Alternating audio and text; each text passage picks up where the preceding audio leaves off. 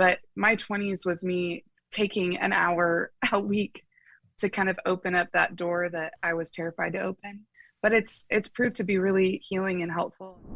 Hey, everybody, rarely do you get a chance to sit down and talk with somebody who is willing to talk about anything and everything. Well, today I got the honor of talking to a woman who was willing to share her triumphs and her struggles, all of those dark places that she's been and some of the great victories that she's had. You're going to be blown away by how open and how transparent my guest is on this episode of Unbeatable. I am so excited to introduce you to Shannon Labrie. These stories of triumph over adversity will help you handle your toughest days in life. You're listening to Unbeatable with Jeff Struker. I don't have a plan to go there, but maybe we will, maybe we won't. Don't know. Okay. Cool. And you grew up on a farm? I did. I grew up on 10 acres. So my dad wasn't a farmer. Yeah. But I grew up in the middle of nowhere, in the middle of farms. In Nebraska, right? Yes. I grew up all over the Midwest. My family comes from next door, from Iowa. So I know all about life on a farm. Oh, yeah. Yeah. I'm a country girl at my soul for sure. Like, that's a big part of my life. So you're living in Nashville, right? Yes. But are you missing? I live in. Are you missing Nebraska? Come on, you got to be missing it, right? I was gonna say I've been in Nashville for a long time, like 12 years now. And I live in the city, and it is funny, but it's just like, man, if I can get in the car and go drive in a wide open space like that, I actually almost have to do that and that's the weird thing about 2020, like touring is kind of my sanity. Yeah. Because you're out in America and you're seeing the country and you're seeing people. And so even in 2020, I would just go get my car and I would just go drive because I just need the space. Yeah. You could get on a bus and you could do some of those back roads and spend an hour on the back roads, getting out of traffic and out of the craziness. Yes, exactly. Man, I totally hear where you're coming from. I still feel that way, and I've been away from the Midwest for a long, long time. Where are you located now? I live in Georgia. Okay. Yeah. So, but awesome. By the way, when you were growing up, like I said, I was just next door to you, and I was surrounded by farm country. Everywhere where I lived, everybody around me was on a farm. If you didn't have a farm, you didn't have a future where I grew up. Mm-hmm. Yep.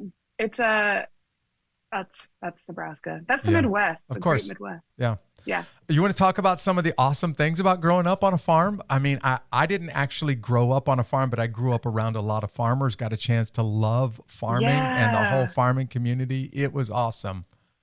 Yes. I would love to talk about that. Yeah.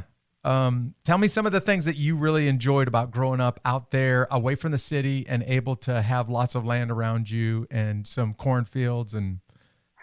Yeah. Well, there's some. So the thing I love space. The space is what I love the most. There's nothing, and I am a storm lover. Like, if I had another life, I might be a storm chaser. But there's nothing like a Midwest. Oh yeah, storm. because you can and see it coming and hear it. It's so flat and boring. Oh yeah. You could see it coming. Here it is. It's coming. I can almost tell you to my watch when it's going to get here. Oh yeah. Oh yeah. So that's one of my favorite things about growing up on a farm is watching the storms come in and the wide open space, like the long gravel roads. And then, my dad had a tractor, and I mean, it's funny, I went to an estate sale recently, a few months ago, and it had one of those old, and I don't even know what it's called, but it was an old orange tractor that my dad had. And I got up close to it, and it was just the smell. Yeah. It was bringing back all kinds of memories, right? Oh my gosh. It was powerful. And you were trying to think, how can I buy this tractor and put it in my garage in Nashville and not look like a total weirdo? Yeah. Oh, I always look like a weirdo, but no, I love those small tractors. That's gonna be my perfume line. Yeah. It's gonna be tractors. Everybody go out and buy Shannon's Musk of John Deere or International Harvesters, scent of the month. Hey, I got a little segment that I do on this show, and I was thinking about you when I was getting ready to do this episode, Shannon. I got this segment that I call my high five. It's my way of kind of doing like a virtual high five with you.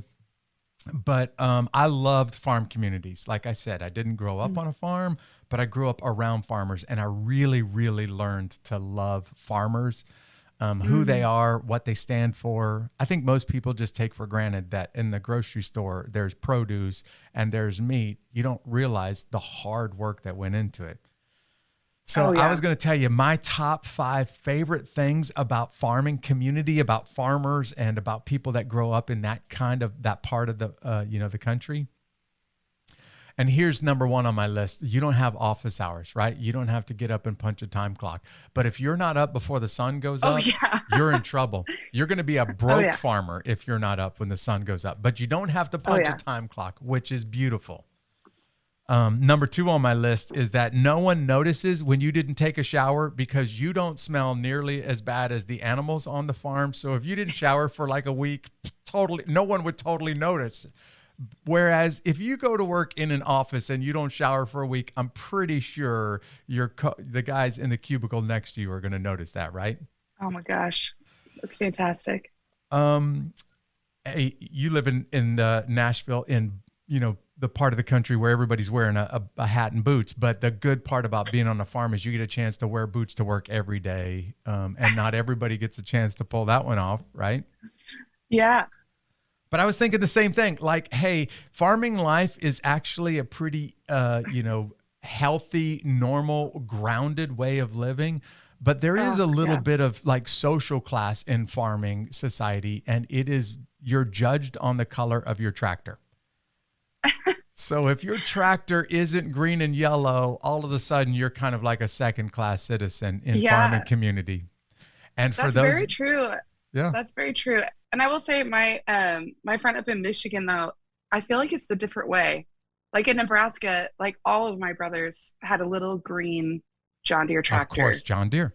As you know, like that was your gift of one of the Christmases, you're getting a little John Deere tractor. But I've noticed up in Michigan, it's the red tractors. Yeah. International Harvester, right? Yeah, there you go. You'll love this. I bought my wife a John Deere weed eater years ago on our anniversary. And I told her, listen, where we come from, if it says John Deere on it, it automatically means I love you. It doesn't matter if it's a weed eater or if it's a tractor or it's a t-shirt. If it says John Deere, it means I love you. That's how farmers tell their wife I love you, by buying something with John Deere on it. Yeah. The last and without a doubt, the best part about being on a farm, or at least living in a farm community, is the farm tan, right? Oh, like when they all take their shirt off and they're jumping in the lake or in the river, and every single guy and gal out there has the ridiculously tan arms from the middle of their arms down, and everything else is white as a sheet. But that's just a sign of really, really hard work ethic. That's what I think. Yeah. That's like, man, you work really hard. There's this thing called detasseling. Do you know what detasseling is? Oh, I know all about it. I detasseled corn from 13, 14 years old. Know all about it. Yeah. I mean, those are, and I work with these young girls in Nashville in a mentoring program, and some of the girls are foster girls. And one of the things that in like talking with them, that I realized, like in the Midwest that I was really privileged to have was work ethic. It's growing up, whether you're a farmer or growing up around farms. And, we had a garden, the size of our house, and we actually lived off of the garden that we had. Like we lived off of our little plot of land. You lived off the land. But we lived off the land. And, but I was thinking that just with so many kids, they don't have that chance to grow up with that like work ethic ingrained in them. And so it's been interesting to talk with them about just working. And like for some of these girls that grew up in town, the thought of having a garden and picking your food is just like mind-blowing. It's mind-blowing. Yeah. So it's been neat to kind of pass along some of the things that I learned out there. Dylan's in the studio. Dylan, have you ever heard of detasseling corn? Never in my life, which is crazy because my dad grew up on a farm. So like I feel like I should know this. Shannon, you got it. This is some of the hardest labor imaginable, and they get Oh, yeah. teenage kids to do it that can't, get a real job, because no It's 'cause no adult grown-up would would do it. ever consider detasseling corn. But you got to describe for Dylan just for a second what life was like when you were pulling the tassel off of the top of a corn stalk down rows that go on for miles. Yeah. Tell them how Well, miserable it is. It's hot. The hours are, and when I say hot, I mean it's like in the middle of a cornfield, no shade in sight, sun beating down, so hot, and you're in these huge cornfields, and the corn is, twice, 12 if feet not three tall, times your height. 13 Yeah, feet I mean tall. they're so tall, and then they actually have these machines that you can get on top, and you can ride down the rows, and then you just pull off these little springy things on top of the corn, and you detassel them, and you take them off, and you do it all day. And when I think back to it, I think of my friends in high school. It's like we did it. Like, how old was I? 9, 12? We did it for money. It That's was what I'm like, saying.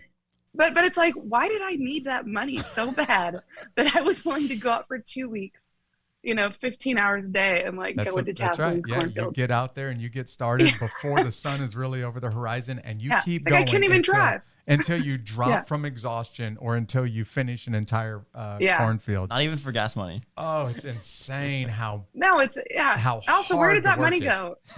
Maybe I should go out and tell these kids, like, open a savings account and put this in a savings account. And the slave laborers that run the crews, the detasseling crews, are paying you like $1.50 or $2 an hour. So Oh yeah, no, it's a whole but month's it's worth. good. It's good for our souls. That's right. It's hard work ethic. You grew up with a bunch of brothers around you. Do you had 3 brothers? Yeah, I have a sister and 3 brothers. I have a little brother, Max, my brother, Zach, my sister, Brooke. And then I have a stepbrother named Josh, who I grew up with him all through my childhood. So he's just part of the fam. Nice. And yeah, and it was good. I know, like, I always think my brothers were not your typical, like, pick on you brothers. But I had this memory the other day, like, just talking to you about this. Of course, all these memories are coming up. But my brother had a little go-kart, and as a game, and we loved it. He would chase us around the fields in the go-kart and try to run you over. feet. Yeah. Yeah. But like, we loved it. And I think about it, I'm like, oh, that's like totally that sibling relationship. Yeah. Whereas if somebody took a YouTube video of that today, your brother would end up being, prosecuted for it. But that's big fun on the land. Yeah. Yeah. But no, we loved it. It's like, yeah, chase us around and try to run over our feet with your machine. That's great. Yeah. Oh my gosh. You got some musical abilities, and it sounds like they you inherited them from your mom and dad. Yes. So can you tell us a little bit about your mom's voice and your dad's skills on the guitar? Yes. So my mom has a beautiful voice, and she has a very large range. She does not like to sing in public ever, but my dad was a songwriter, and just in our home and in our church community, he would write songs for the church and do like the special music on Sunday nights of service. But he was a great guitar player. He learned how to play by listening to James Taylor records. So he's self-taught. And I know once I moved to Nashville and really started to pursue music as a full-time career, I was like, oh, James Taylor. James Taylor songs are so easy. I should play them though, because they just remind me so much of my dad. And I tried to learn a James Taylor song. And let me tell you, that man is a talent. That man knows how to play guitar, and listening, it's brilliant how he makes his songs sound so easy. But my point is, James Taylor songs are hard, and I learned that, which just makes me appreciate my dad having learned self-taught by listening to his records. But he was a beautiful player, and my mom would sing his songs, and my siblings and I would sit around the table and sing 4-part harmony on his songs. So that I definitely grew up in that kind of that family, which I feel like is you see in TV shows sometimes. But he's who taught me, what a verse and a chorus was. And I learned piano as my first instrument, and I'm also self-taught by ear. But my dad taught me a few chords, and he ended up getting sick with non-Hodgkin's lymphoma and passed away when I was 13. And when he got sick, man, music just became my coping mechanism to going through that. And then when he passed away, it was just music forever. I just got the mental image of you and your siblings sitting around singing Fire and Ice, and your dad is jamming Oh away on yeah. it. Yeah. I have an amazing picture that my siblings, I think, maybe sent me last Christmas, but it's from, there was this little cubby hole up in the roof of our house, and it's a picture, and my dad is in his sweats with his guitar, and us kids are sitting on the countertops Oh, that's singing with awesome. him. It's It's a good memory. So your father got diagnosed with ALS, is that right? He had non-Hodgkin's lymphoma. He had cancer. Okay. I do have some experience with ALS in another time of my life, but yeah, he had cancer, and we grew up on that acreage in Nebraska. And then when we just needed to be closer to the doctors, so we ended up moving into Lincoln, Nebraska to be closer. And, he fought really hard, and he actually fought a lot longer than I think people thought he would. So how long between the time that he found out that he had lymphoma and he passed? How much time did you guys as a family have? It was almost 5 years. So yeah. And he died February 3rd. And I will never forget that. It's such a dreaded conversation. And I know friends who have had to do this, with their kids now. Yeah. Or older with grandparents. But I just will never forget that conversation, which was, all right, like this is it. And he would say, I'm gonna be headed to heaven in about a month or two. And it was just such a wild. That's the way he would describe it. Yeah. Wow. Yeah, absolutely. And we had that conversation, which was obviously very, very hard and very emotional. And I don't think it was probably 4 weeks later that he ended up passing away. Yeah, so I was just thinking, as a 8-9-year-old girl, when you learn that he has cancer, maybe it doesn't really sink in, but by the time you start seeing what cancer's doing to him, it's got to leave a pretty big impact on you. So how did you deal with those last few years of watching your dad, probably your hero, start to wither away?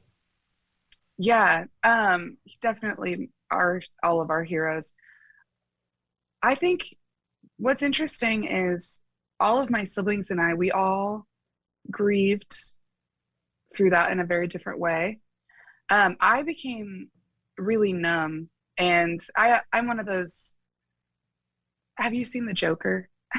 Yes. The movie? Okay. Yeah. Sorry, that's I was going to say, you became but, the Joker? Is that what you're telling me? Yeah. No, you know how he has and if anybody hasn't seen the movie, he has a laughing problem, and he laughs in really awkward moments. And he has a laminated card that he has to give people to tell them, hey, I'm laughing, and I know that's weird, but I have a disorder. And that's kind of that's how I've dealt with a lot of pain in my life, is I just laugh about it, or I'll joke about it. And so I would go to school and I would just kind of laugh about it. And I just got really numb. And I'm saying that to anybody who might relate, and I know people do. Probably not till I was 21, 22, did I really start to grieve his loss. Yeah. And I attribute that to a great therapist that I have and still go to see. But I don't know, I think some pain is just really hard to face, and it's easier to smile and laugh about it than it is to actually feel how tragic it is. So I don't think I really grieved any of that until I was a lot older. And I'm still, obviously, grief is a journey. And I will say things get easier. Yeah. But I would say in my early 20s was when that really hit me the hardest, was everything I experienced. And there's a song on my last record called War and Peace, which I call my therapy record. It is a very sad album. Yeah. But there's a song on there called Heaven Crashed Down. And I wrote it. It's about my dad dying. And I wrote it after a therapy session I had. And I just went home, and it just kind of spilled out of me. And it was such a weird out-of-body experience, because I remember looking at the lyrics on the paper and realizing as I was writing it, like, oh, I'm writing the first song I've ever written about my dad passing away. And so that's kind of, anyway, my journey on processing. Yeah, you loss. really didn't even notice that that's what you were doing until the words started to come out? There's a few, and songwriters, I know several songwriters that this happens to them sometimes. But most of the time, I show up to write a song at 10 a.m., on Tuesday. And it's a very work ethic based job. But a lot of songs, every once in a while, I'll write by myself in the evening, and they might feel a lot more emotional than normal. Uh-huh. And yeah, Haven't Crashed Down was one of those. I have another song called Alcohol that I literally just wrote it and, went to bed, and the next day was like, oh, I didn't, because songs just kind of spill out of you and lyrics spill out of you. And Stephen King wrote this book called On Writing, one of my favorite descriptions of being a creative. He said you have to wake up in the morning or at night, depending on what kind of person you are. And you have to be there, though. You have to show up to receive whatever is going to come from the universe or from God, or however you believe it comes. And I think sometimes I'm there and I think it just plops down and you just grab it and you don't have time to think too much about it. And then, of course, there's an editing process, weeks later that you might go in and fix some things. But I think the initial burst of artistry is something that you just have to like fall into it when you feel it. Yeah. I love the fact that you're not hesitant to talk about needing some help working through losing your dad and still seeing a therapist about it. Oh yeah. I hope that people that are out there listening right now that are grieving and struggling, or you describe grief as a process. Let's say that you're grieving and you're stuck and you're not really making progress through this process of grief. Shannon, I love the fact that you're courageous enough to say, hey, I got stuck and I need a little bit of help and I'm still getting help. So maybe that'll be a good word for somebody else out there that's struggling. Absolutely. And I will take a moment to share this, that I grew up with a mentality of, you don't need counseling, you don't need therapy, just go do your job and like get over it. And get over it, right? Get over it. Which is, and there's a survival mechanism in that mentality that I don't think there's anything wrong with that.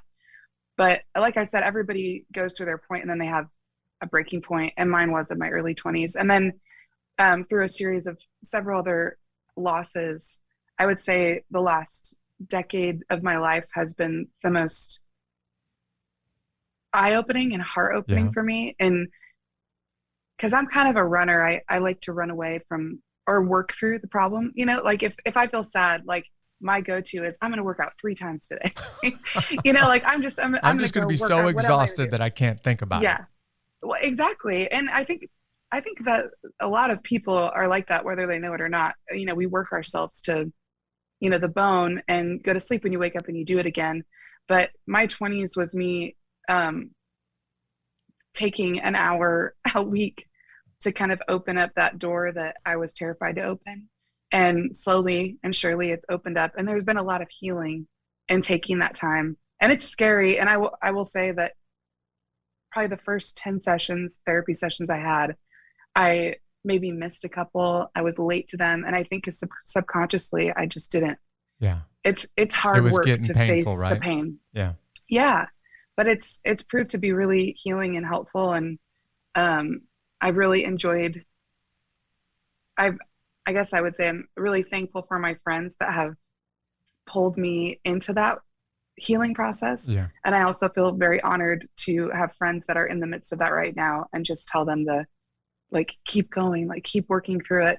And also I just think we all need to have patience with one another, because we're all in different stages of grief, whether it's the loss of somebody we love or the loss of a year of life in 2020, which I have, and especially in the artist community. And I mean, I know this is across the world. Everyone is grieving a lot of things in 2020, but in my community, which is a lot of artists, it's kind of hitting everybody now that, we missed an entire year of work of this forward moving progression in our careers. Mm-hmm. And now we're trying to get back into it. And it's been difficult.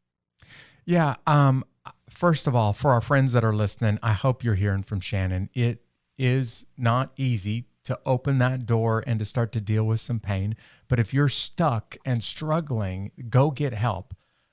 Because I, like you, grew up, Shannon, hearing, if you need some mental health help, then you're weak or there's something wrong with you. And what I hope people are hearing right now is no. It actually takes a lot of strength and a lot of courage to open that door and start to deal with some things. But there's a lot of good on the other side of it if you'll do the hard work. Yeah. Yeah. And I mean, it's the biggest, yeah, keeping the door shut and not dealing with it isn't good. And I was having, and I mean, I guess I'm just going to open up here on this. All right, come on, open up. But I really was, I was really struggling with, I kind of having these emotional breakdowns. Just about every couple of weeks, I would be exhausted, and I would just kind of have these like emotional breakdowns, and I wasn't understanding why I was having them. And I just mean, the gross snot coming out of your nose, crying. Yeah. Oh yeah. Yeah. And it's like, and I'm also a deeply optimistic person. I'm it's annoying actually to people in my life. It's like, can you just dial it back a little bit? Yeah. And I think that facing your grief is a big part of that, is letting the optimist and the fighter in you be quiet and just sit in the fact that, you know what? Yeah, I did watch my dad die when I was a kid. And there's a lot of painful memories in that. And it's okay to feel really hurt and sad about that. And that's normal. And I guess that's the thing is, why are you crying? Because you miss your dad and he died. And that's okay. So a big part of it is just normalizing the fact that that pain is very normal, and it's not out of, why was I having an emotional breakdown? I look back on that and think how bad I felt for having those. In reality, there's nothing wrong with that. and the more you work through it, the more you're able to, obviously I'm not having those anymore. And I think the reason is because I was able to face that with a great therapist that gave me room and time to work through those memories. Yeah, we titled this podcast Unbeatable just because people will get knocked down. Life itself will just hit you hard. And sometimes people get knocked down so hard that they don't know how to get back up. In your case, absolutely, watching your father slowly pass away is just a series of brutal, steps. And I hope people are learning from you right now, Shannon, that you going to see somebody and them just helping you realize, look, any 13-year-old girl who sees her father die is going to hurt, and it's okay to hurt, and giving yourself permission to hurt. Yeah. I love, I also want you to know, I listen to podcasts. I just drink them. I listen to them all. And I was listening to there's a podcast called Heavyweight. And it occurred to me, I was like, oh my gosh, I've listened to every single one of these episodes. And now I'm going to have to find a new podcast to go all the way through. But I do love your show. And one of the things that I found the most comfort in through my grief has been listening to podcasts and listening to people's stories, and listening and just making me know that, I'm not alone in this, that there's actually a lot of women that have lost their dad at the age of 13. Yeah. And this is how they grieve through it. And also hearing, for me, I know we had talked a little bit earlier about this, and in my early 20s, a big part of my grief journey, I was in a relationship for 10 years. And in the middle of my 20s, we ended up losing a child. I was 6 months pregnant with our baby boy, and he ended up passing away. And it was that is kind of a pinnacle moment. It is the most painful thing I've ever been through in my life. And it was the pinnacle moment of my breakdown of experiencing death and loss, and finally being forced to look at it. And I'm sharing that with you and your listeners, because for me, and I think this is just true in life, that grief is becoming more acceptable, but it is something that I think people look at as weak. And when we feel weak, we want to hide away, and we want to shade ourselves, and we don't want anyone to know that we're weak. And my friend Leah told me this quote recently. She said, when we are grieving, our wounds are open, and they're not scars yet. They're still very tender, and the nerves are there. And if people get in there, they can get infected and they can get worse.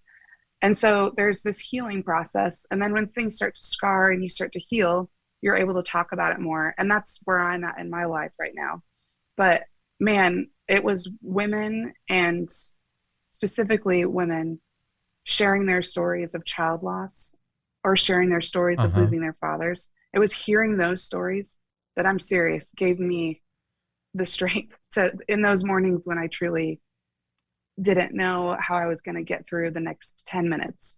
It was those women sharing their stories that made me feel like I had the will to to take a step. Sure. I remember, I mean, grief is a wild thing. I remember having a conversation with my mom. I was in the car sitting outside my house, and just, my life had crumbled, in my hands. And I told my mom, I know my front door is right there and I need to go inside and make dinner. But for the life of me, it is the most strength and the most effort I've ever had to put into getting my feet out of the car and walking to my front door and going inside. And I just felt frozen. And my mom's famous saying for all of us kids is just take one step, just take the next step. She's like, Shannon, put your hand on the door handle and open the door. Like, sometimes you have to break it down like that just to get through the day.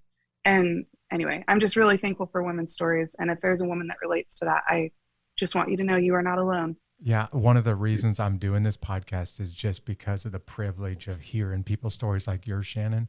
And I believe that other people, when they hear your stories, they'll say, well, if Shannon can do this, then maybe I can do it. Maybe I can just put my hand on the door handle and open the car door and take the first step out of the car.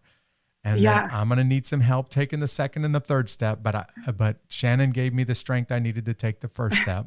In fact, I pay money, just so that you guys are listening, know this. I pay money to hear stories like this because they're that important. I love that. I mean, stories are so powerful. Yeah. And I do want to say this, that if there is anybody listening that's in a moment like that in their life, please reach out to me. I know I'm on all the social medias, but there's some books that have really helped me through that. And a couple of reading materials that tell everybody a couple of those books that have helped you. Just go ahead and tell them, because some people everybody's wondering right now, like, okay, what's she talking about? So, well, one of my favorite books is called Grief Observed by a writer named C.S. Lewis. That is, he was a famous theologian, Christian writer, but he talks about pain and grief in a very, very honest way. After losing his life. I'm a C.S. Lewis groupie, by the way. If that guy was still alive, like, I'd be the #1 fan in his fan club. I know. He would have a lot of stalkers, I think. Another great book is called The Sacred Lament, and it's about grieving. It's by a songwriter that my dad loved, actually, named Michael Card. But there's 2 books, and I might post about them today or tomorrow, just because we're talking about this right now. But the hospital, when we left, gives you reading material because they know the journey ahead will be hard when you leave a hospital without your child. And the books, I remember just being like enraged that they gave them to me, because it's, how dare you give me these books? Yeah. But man, on some dark nights, I read them, and I'll get the titles for them. But they were just stories. They're just people who have been through it with stories. And in that book, there were people with way worse stories than mine. And it was those stories that's like, man, if this guy can get up in the morning and live his life, then absolutely, then I can too. That's the whole storyline behind this podcast. Every episode of this podcast, you're describing it right now perfectly. Yeah. And another great book, which is very dark, but again, I'm a huge, again, like I said, an optimist. Gratitude journal has saved my life on more than one occasion, just writing down the things I'm thankful for. But Elie Wiesel, who's a famous survivor of the Holocaust, has a book called Night.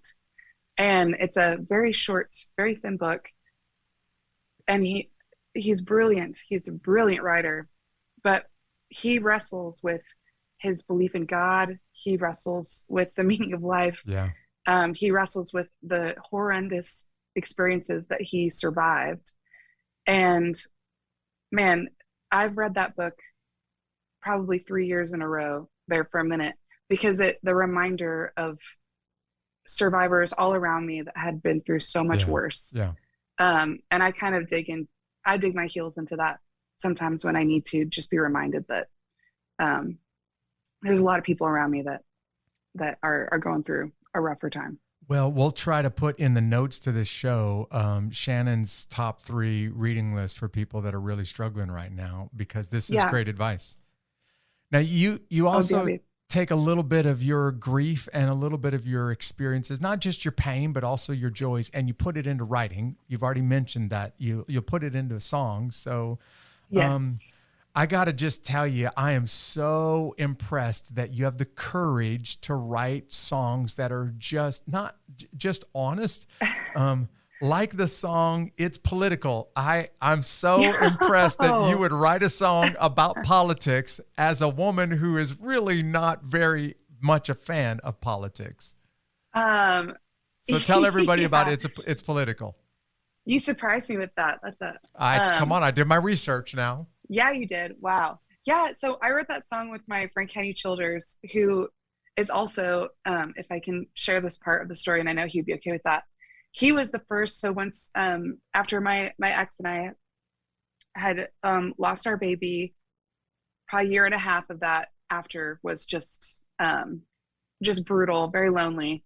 My attorney at the time set me up with a co-writer named Kenny, and we were in a co-write, and he has a tattoo on his wrist, and it says Roxy, and it looks like a kid had drawn it. I was like, "Oh, who's Roxy?" He said, "Oh, this is my daughter was a stillborn birth, and my oldest son wrote her name, and so I got it tattooed on my wrist."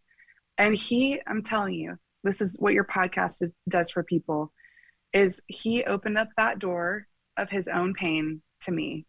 And when he did, I was like, oh my gosh, my boyfriend at the time and I just went through this horrible loss, and I haven't been able to really talk to anybody about it because I don't know anybody that's been through it. And so Kenny and his wife and we became really good friends over the year. Beautiful. And I wrote a lot of songs with him, a lot of therapy songs with him. But just goes to show, like, he's one of those people in my life that just really gave me the license to grieve and to not feel like I was crazy, but to feel like, oh no, this just sucks. This is awful. And I'll sit here and tell you it's awful with you, and we'll write songs about it. So he's kind of one of those lights in the distance that I followed through some dark years. But he and I wrote It's Political. And this was, I mean, he and I have probably written 100 songs together, but It's Political was one of them. And I just remember and that came out in 2016. So, and in 2016, I felt fatigued by the media and by social media and just the whole fighting. And now we're in 2021, and it's not letting up. It's not letting up. If you haven't heard her song, It's Political, you got to go listen to it just because of how real, how honest she is. And by the way, your ability to find songs that rhyme with political is pretty amazing. Oh, man, I don't know if I've ever noticed that, but that's great. Talk about the video All By Myself. You mentioned a little bit about kind of where that came from, the story behind the music. Yeah. Did you say All By Myself? Yeah. Okay. Yeah. So oh my gosh, that's one of the greatest songs of all time. Eric Carmen wrote that song. And his version of it, I know that song because Celine Dion did the song, but his version of it, I fell in love with. And then my publisher just said, "Hey, Shannon, are there any songs, the studio's open this week. Do you have any songs that you'd want to cover and just take a stab at?" I was like, "Oh, yes, I do." So you grabbed your guitar and said, "Let's go do this," right? Yeah. But that song is so devastatingly sad. Yeah. And it was one of my favorite songs as a kid, which is just the power of music and a good melody, I guess. But I covered it. And then I will not forget this day. I was with my friend Leanne Becca, and I get a tweet in my message box, which I'm a big Instagrammer. I'm not on Twitter a lot, but it was Eric Carmen. And he just messaged me. He was like, "Hey, I just wanted you to know I heard this version of my song. It's the greatest day of my life." Oh yeah. I was just giggling like a little schoolgirl with my friends, and we're drinking wine. And I mean, I was just squealing. It's like, I cannot believe that Eric Carmen just messaged me. So yeah, I love that song and honored to sing it. Yeah. And Eric, great job on the song. Yeah, absolutely. You wrote the song and performed "Rain and Hallelujah," and man, I am so impressed with the story behind the song, but also how well you put this song together. So for those people that don't know it, tell us a little bit about the song and really Yeah. how it's taken off. Yes. So Raining Hallelujah is the single off my record Building. I wrote that song. So a big part of my journey, especially the last couple of years, has been a woman named Tia Sillers. And Tia and I we met through my publisher. Tia, now it's the second year she's been nominated for the Songwriter Hall of Fame. Wow. She wrote the song, which is another one of my favorites, and many of yours, I'm sure. But she wrote I Hope You Dance. Mm-hmm. Leanne Womack, huge, beautiful song. Great message. Love that song so much. And my publisher introduced us to write. And at the time, I was coming out of my relationship, my 10-year relationship. And she had just lost her husband of 17 years to brain cancer.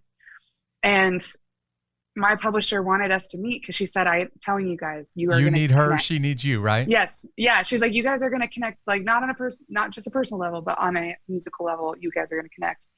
And I remember Tia telling me later, this is, a couple years ago now, but later she says, man, I just really didn't, because when you're in grief and when you're struggling, you don't want to meet somebody new. Don't want people you don't to have see time like for that. Sure. Yeah. But I'm thankful that she did come to the co-write, and she walked in the room and I had a bad morning. She walks in the room and goes, I had a really crappy morning. I went on a hike. It started to rain. I got really pissed. And then I looked up in the sky, and she said there was a sliver of sunlight that came through the dark clouds. And she looked at me and she goes, Shannon, it was just this little moment where it was almost like it was raining hallelujah on me. And I said, oh, let's write Let me that give you a song piece today. of paper. Yeah, hold on. Don't say anything else. Let me write that down. And that's the first song that we wrote together. And I'm a big sentimental person too. So no one could tell that from this interview, by the way. Nobody could possibly tell that. It was, and she's just, her breadth of work, and she's a phenomenal writer and lyricist. So putting that song together was largely in part because I wrote it with Tia, but we both just bonded. We bonded in our grief, and I think in that moment, we wrote not only what we were going through in the moment, but we were writing what we wanted to be true. And so that first verse in that song is very dark. And sadness is the weight of stones. That is very much where we were. And the second verse is, love is a lightning strike. It's a death to fire. Joy is a crashing wave. And so I think that song kind of carried us through the next 2 years. And I'm very much in the hallelujah phase of that song, which I'm very thankful for. Yeah. And we're glad that you're in the hallelujah phase.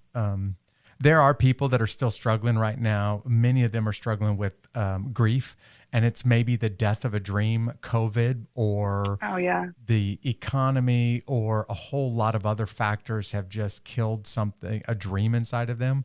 And they're wondering, how do I bounce back? And one of the things that I think is so powerful about your song, Rain and Hallelujah, is you just help people see that it is possible to bounce back. But I think I'd like people to hear from you who are struggling. Like, I don't know, man, I really feel like this is it. There's no coming back from this one because I had all of my stock and all of my hopes in this dream or this relationship or this business, and it all just crumbled in my fingers and there's nothing left. And they're wondering, how do I bounce back? You are a woman who has gone through loss after loss after loss, Shannon, and you bounce back. How do you do that? Well, Nice, easy questions on this podcast, by the way. Man, I'm just throwing you softballs.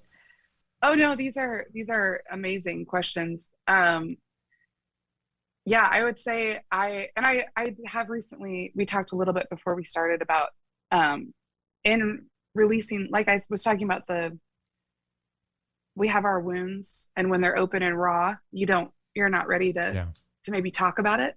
And I'm very much in a place where I feel like I can talk about it because there's been a lot of healing for me in those wounds.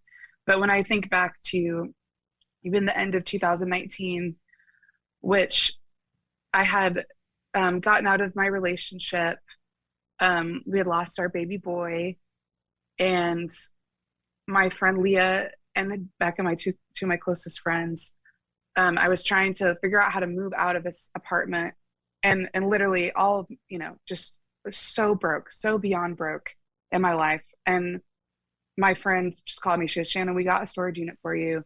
We're going to come help you do this. Let's go do this now. And so we went, all my belongings in a storage unit. I had packed a bag. I was getting ready to go on tour for 2 months. And I had no idea where I was going to live.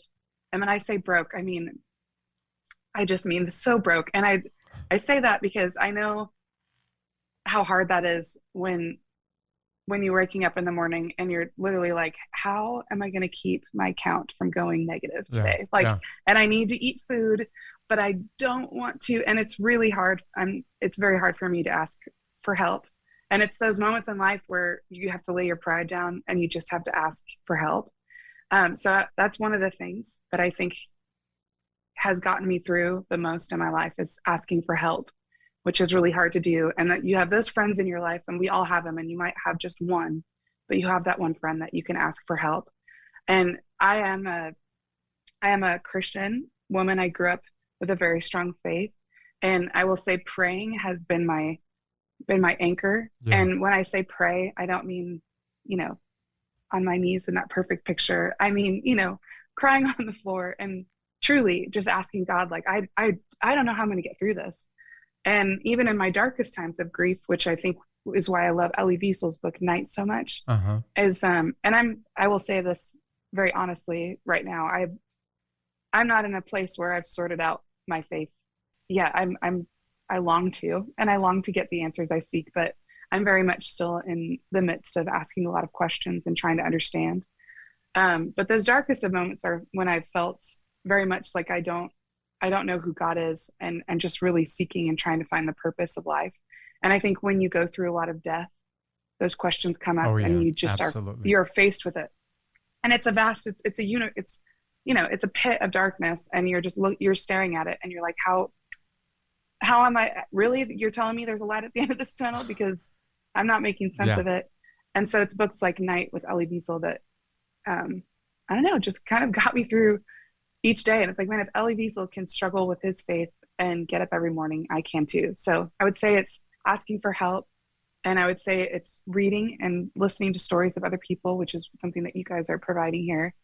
And the gratitude journal, man, the gratitude journal is, I'm telling you, there are mornings, you're broke, you don't know where you're going to live, you're not sure what's going to happen in the next 2 hours, and the darkness is all around, and your heart is aching, and you don't even, like, breathing seems hard. Open up, get a piece of paper and a pen, and just write down 10 things you're thankful for. And that's kind of now, I've been doing that I should have been doing that my whole life, but really, like, as a practice, I've been doing that for probably 6 years habitually.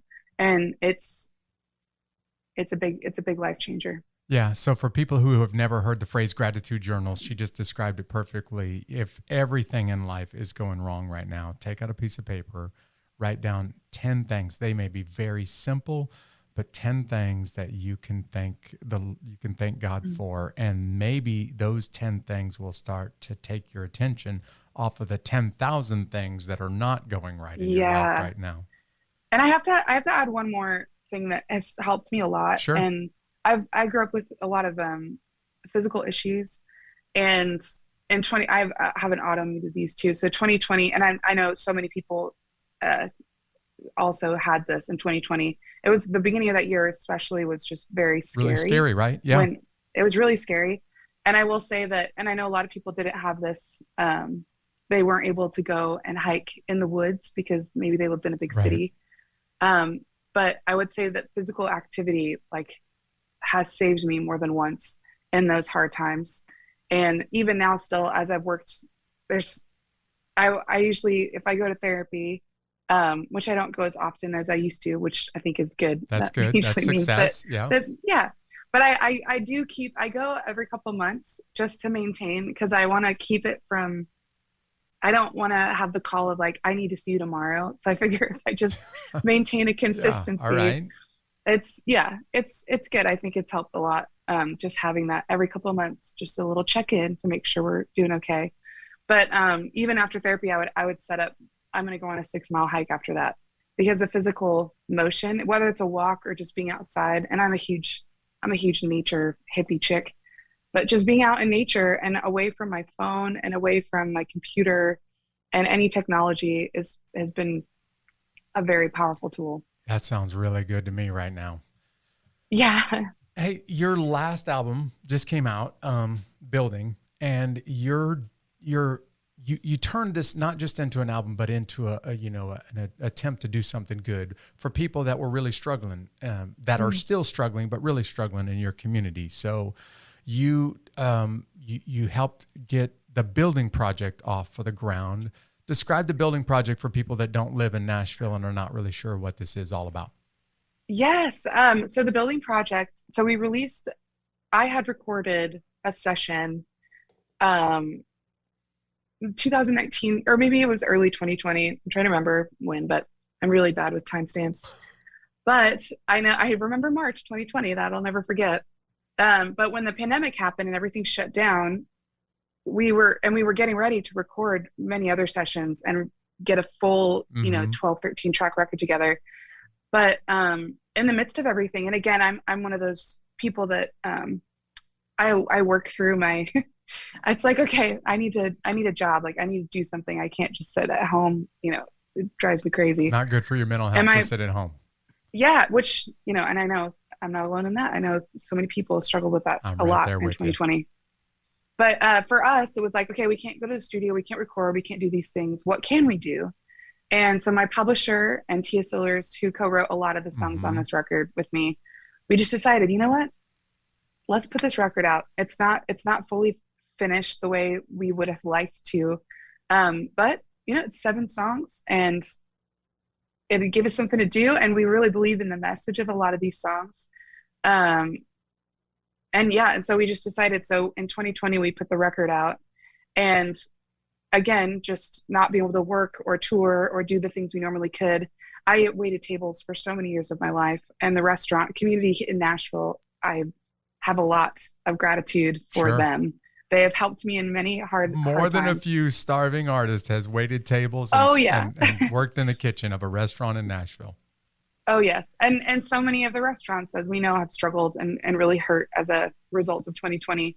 And so in the middle of the year, my friend Sarah, who was also in a band tour, got cut, but she's a great director. She actually directed the music video for Raining Hallelujah. She's one of my very close friends. And we just decided, what if because the problem with filming or doing anything is you can't have a crew, right. Yeah, especially in the middle of 2020. You can't have a lot of people and you can't endanger anyone. And so Sarah and I were in our little pod together and just decided, can we just go into the restaurants as things start to open up and just show how they're doing and how safely they're doing it, and show the community that we can go and support these people in these multiple ways. So that's what we call it, the Building Project, because we felt very much like, we're all still rebuilding from that. But well, the fact that you weren't just focused on you and how COVID was impacting you, the fact that you were willing to even think about what was happening to the restaurant industry around you is really impressive. Well, again, it's just the fact that there's just so many people going through, so much more than me. And we started the first episode we did 4 episodes in 4 different restaurants in town. And then things started to really open up, which is such a blessing. And I'm so thankful for that. But the first one we did it at was at Lachlan Table, which is my favorite restaurant in Nashville. And they did a cocktail called Firewalker for the first single to celebrate it. Wow. But they're one street away also from the tornado that ripped through Nashville March 3rd. Right. And so it was really special to start with them and show, not only are you rebuilding from a pandemic, but you have literally rebuilding the building. Yes. And like the streets around them that were just demolished. So anyway, if you're ever in Nashville, guys, go to Lachlan Table. They're the most amazing people. The owners are incredible, and they really care about their neighbors, and they put a lot of things, they pay a lot of things forward. You just heard it. Go spend a lot of money there because it's good. Yeah. It's good for the owners, but it's also good for the community. Yep. Hey, Shannon, you're a pretty amazing lady that has gone through incredible circumstances, not just in the past, but in your career. I hope people that are listening right now hear this lady has a lot going for her, but she's also gone through a lot to get where she is right now. Mm. If people want to, obviously, if they want to listen to your music, they can get that pretty much anywhere music is streaming, right? Yes. Yeah. You can stream it all over. And like I said, I'm pretty active on Instagram. And so if you ever had any questions about books or even just want to share, if you feel like you wanted to tell somebody about your story, please find me, and I would love to hear it. That was the next question I was going to say. For folks that are wanting to follow you, what's the best way for them to connect with you? Yes, it's at Shannon Labrie. And Instagram's great. I'm also on Facebook. And but yeah, just shoot me a message. And I actually have so many t-shirts from some leftover, a warehouse of t-shirts left over. Which still feel very new to me, but I have Firewalker t-shirts and building t-shirts, and I have CDs, and I have Firewalker masks, and I have a lot of stuff. So if any of that, if you'd like some of that, just hit me up. I love just talking to people, and I miss so much being on tour. I love being around people, and I've just missed so much the community of being on the road and just meeting fans and lovers of music and fellow survivors and optimists and people who are fighting their way through. And so since we don't have that right now with a big tour, just message me. I'd love to hear from you. Yeah, we'll put a link to your website and some of your social media channels on the notes to this page. But any plans to get back on the road anytime soon? Yeah, we're looking next year, 2022. We've got some things we're looking at that I'm excited about. But we've just this year, my publisher manager just said, this is the time to just dig in and write and record. We have a studio. Let's just create. So I've been in a really intense creative space this last year, which I'm thankful for. And hopefully next year I'll get to go sing all the songs. So for all of your fans out there, stay in touch with her on social media or keep checking up on her website to find out where you can catch her on tour. Yes.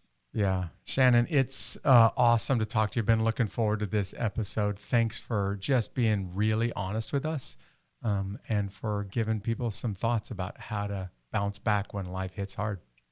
Man, and I just want to thank you for giving us space to be really honest. And we were talking earlier about this, but I was telling him how there's some grief and some hardships make people really uncomfortable.